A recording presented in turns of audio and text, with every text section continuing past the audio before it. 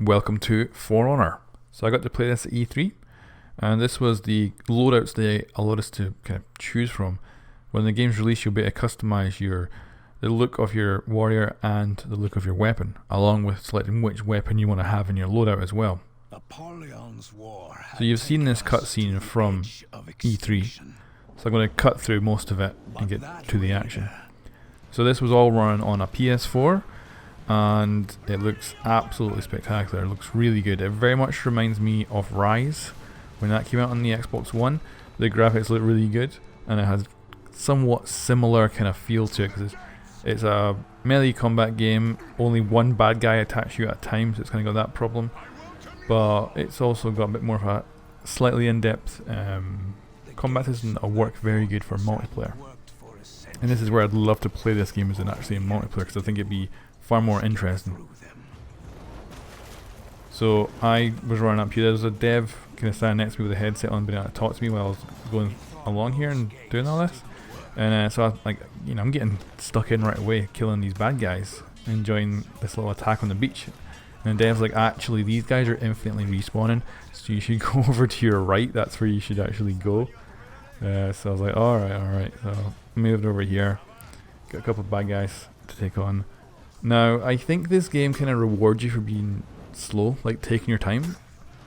Like if you try to rush through and just like attack, it doesn't really work. It's more you want to kind of duel the enemy in a slow pace. So it kind of really slows it down, and it kind of annoying that you can't just like go balls to the wall, absolutely doing like loads of combos and stuff. You got an execution there. If you use an execution, you get a health regen, and that glowing light at the back is what they call a feat. Basically, just a power up. Like for that instance, that one there is a heal. But soon you'll see me actually think, "Oh, I'm going to pick that feat up and accidentally activate a cutscene instead," because they look exactly the same. So hopefully they might change up so that the feats don't look like a cutscene start, because I really needed that heal. And yeah, you can see the combat. Like the enemies won't they don't get particularly. They don't attack a lot. You can be standing there for a while with just both you and your freaking stances, waiting for the other to attack.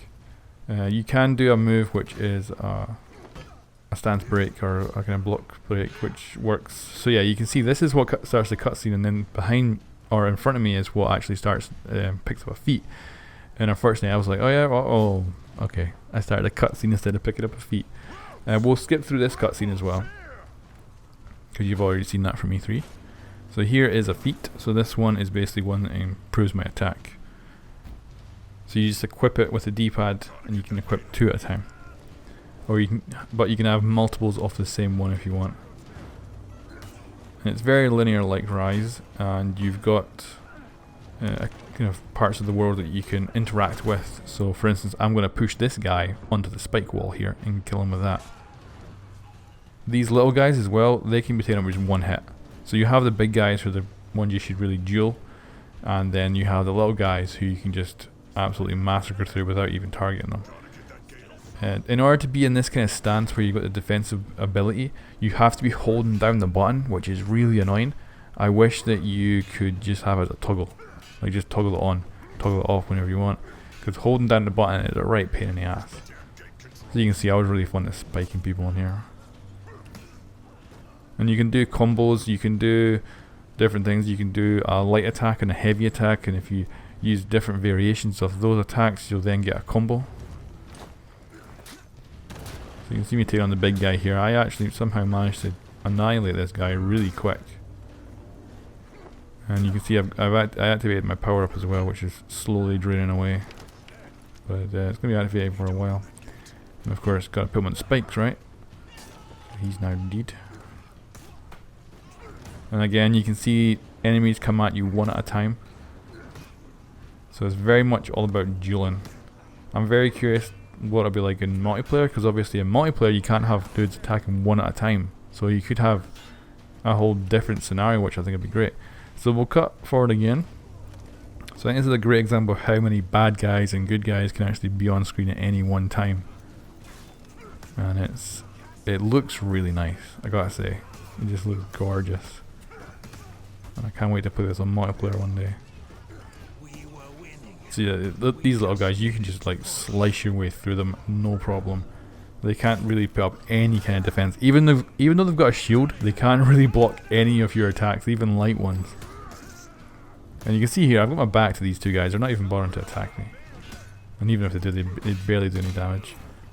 I was told though, if you got in the middle of a whole bunch of these guys, they would be able to take you down. So you definitely don't want to advance too quickly. But again, this game is all about kind of taking your time. There's no reason to rush it. And then here we go. This is the big boss fight. So these are the samurais, and they're quite fast attackers compared to the Vikings. The Vikings seem to be slower, but I don't know if that will change with what kind of loadout you decide to use. If you try to switch up the weapons and use something else. And it's very much just defend, attack, defend. Just keep trying to block the attacks. After a certain amount of hits and things like that, you can do like a revenge ability. The boss can also do that revenge ability, and that kind of increases your abilities.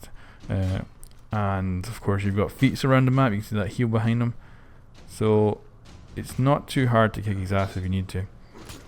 And I think that's all I've got to really say about it. I'm looking forward to seeing the multiplayer for it in the future, seeing how that plays out.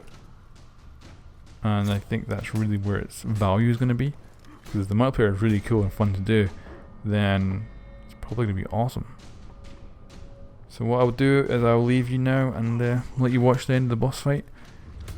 Thank you very much for watching. Catch you later.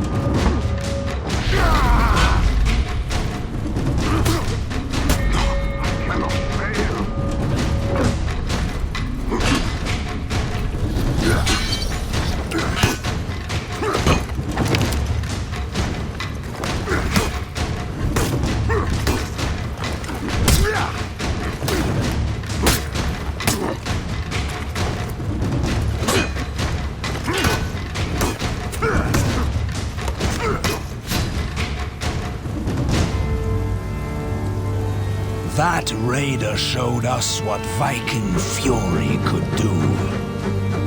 The Great Raid, they would call it. And it had begun.